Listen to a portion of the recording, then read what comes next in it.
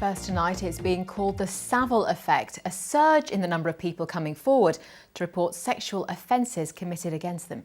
Nationally, police say that since the abuse carried out by Jimmy Savile came to light, reports of offences have risen by an average of 9%. But in the Thames Valley, the increase is much greater.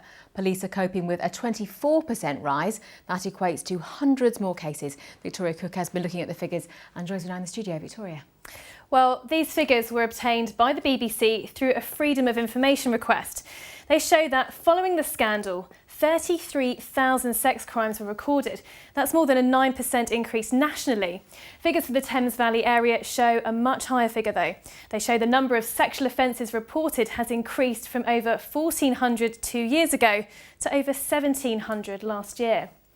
Thames Valley Police were unable to comment on the figures today, but support organisations say the so-called Savile Effect has seen victims becoming more confident in speaking out against these crimes. And more recently, the paedophile ring conviction in Oxford has also encouraged more victims to come forward. It requires a huge amount of courage for a woman, and especially if she's quite young, to come forward and say, this has happened to me.